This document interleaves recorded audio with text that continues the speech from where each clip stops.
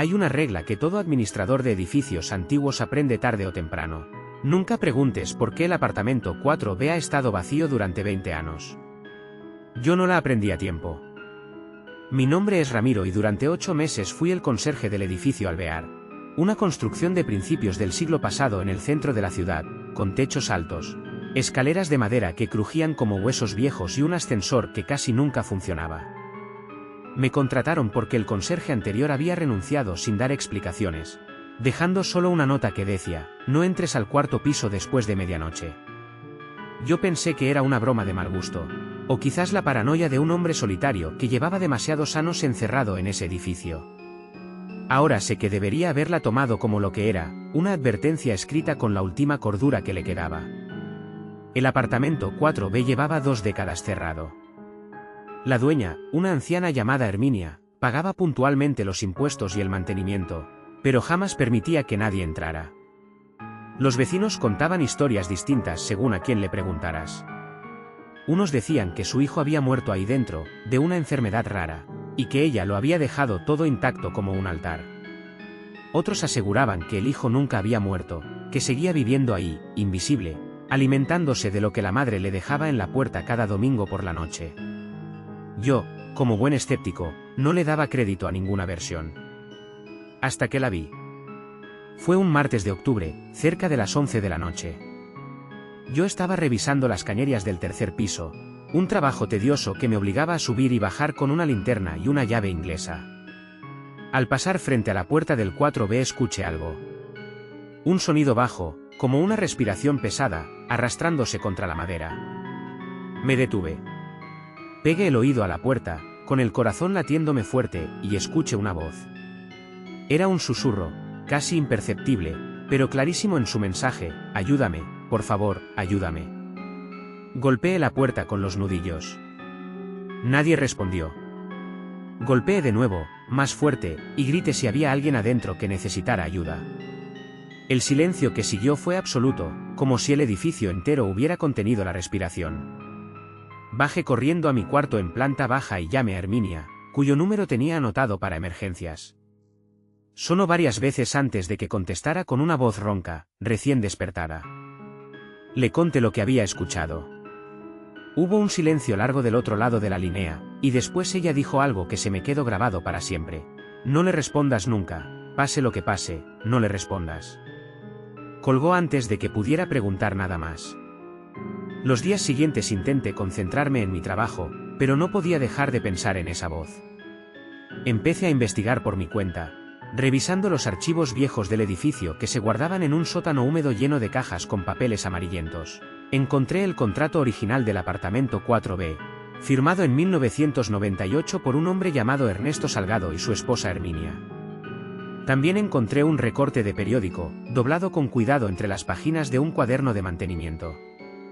La noticia hablaba de la desaparición de un niño de 7 años, hijo de la pareja Salgado, ocurrida en ese mismo edificio en 1999.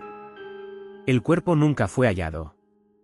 La policía había interrogado a los padres durante semanas, pero sin pruebas concretas el caso quedó archivado como una desaparición sin resolver. Sentí un frío que me recorrió la espalda al leer la fecha: el niño había desaparecido un 14 de octubre. Faltaban apenas 4 días para esa fecha. Esa noche no pude dormir. Cada crujido del edificio me sonaba distinto, cada sombra parecía moverse un poco más de lo normal. Decidí que necesitaba respuestas directas, así que al día siguiente fui a buscar a Herminia a su casa, una construcción pequeña a las afueras de la ciudad donde vivía sola desde hacía años. Me recibió con desconfianza, pero algo en mi insistencia la convenció de dejarme pasar. Su sala estaba llena de fotografías de un niño. Sonriente, de cabello oscuro y ojos grandes. Le pregunté directamente sobre el 4B y sobre su hijo. Ella se quedó en silencio un largo rato, mirando una fotografía en particular, antes de empezar a hablar con una voz quebrada. Me contó que su hijo, Thomas, había nacido con una condición extraña, una sensibilidad terrible a la luz solar que lo obligaba a vivir prácticamente encerrado. Ella y su esposo hicieron lo posible por darle una vida normal, pero el niño creció aislado, solitario, hablando muchas veces con amigos imaginarios que, según él, vivían dentro de las paredes del apartamento. Una noche de octubre, Thomas desapareció de su cuarto sin dejar rastro. Puertas cerradas, ventanas selladas, y sin embargo el niño ya no estaba. Los padres enloquecieron buscándolo durante meses. Un año después, el esposo de Herminia se quitó la vida, incapaz de soportar la culpa. Desde entonces ella vivía atormentada por la idea de que su hijo seguía ahí, atrapado en algún lugar entre las paredes de ese apartamento, llamándola cada tanto tiempo, pidiendo ayuda sin que ella pudiera hacer nada. Le pregunté por qué no había vendido el apartamento, porque seguía pagando el mantenimiento de un lugar tan doloroso. Ella me miró fijamente y dijo algo que me hizo sentir un escalofrío profundo, porque si alguna vez deja de sentir esa presencia, sabré que se ha ido para siempre, y no podría soportar esa certeza. Antes de irme, ella me advirtió con desesperación que jamás respondiera a la voz, que jamás abriera esa puerta, porque lo que estaba ahí dentro ya no era completamente su hijo. Volví al edificio con esa frase resonando en mi cabeza. Los días pasaron lentos, cargados de una tensión que se sentía en el aire como electricidad antes de una tormenta. El 14 de octubre llegó finalmente. Esa noche decidí quedarme despierto, vigilando el pasillo del cuarto piso, armado apenas con mi linterna y una determinación que hoy considero una estupidez absoluta. Cerca de la medianoche, el edificio entero quedó en un silencio antinatural. Ni siquiera se escuchaba el tráfico de la calle. Me acerqué a la puerta del 4B y escuché de nuevo esa respiración pesada, más cercana esta vez, como si estuviera justo del otro lado de la madera. La voz volvió a susurrar, más clara que nunca: ayúdame, por favor, tengo frío, déjame salir. Mi instinto me gritaba que corriera, pero algo más fuerte, una mezcla de curiosidad enfermiza y compasión malentendida, me hizo sacar la llave maestra del bolsillo. La inserté en la cerradura, girándola con cuidado. La puerta se abrió con un chirrido largo, revelando una oscuridad tan densa que mi linterna apenas lograba perforarla. El aire que salió de adentro era helado, con un olor dulce y podrido a la vez. Di un paso adelante, iluminando un cuarto vacío, cubierto de polvo, con una cama pequeña deshecha en una esquina y juguetes viejos esparcidos por el suelo. No había nadie. Pero la voz seguía sonando, ahora detrás de mí.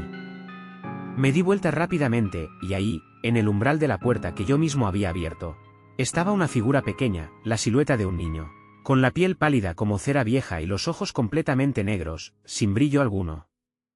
Sonreía de una manera que no correspondía a ningún niño humano. Intenté retroceder, pero mis piernas no respondían. La figura dio un paso hacia adelante y su voz cambió completamente, volviéndose profunda, gutural, mientras decía: por fin alguien respondió.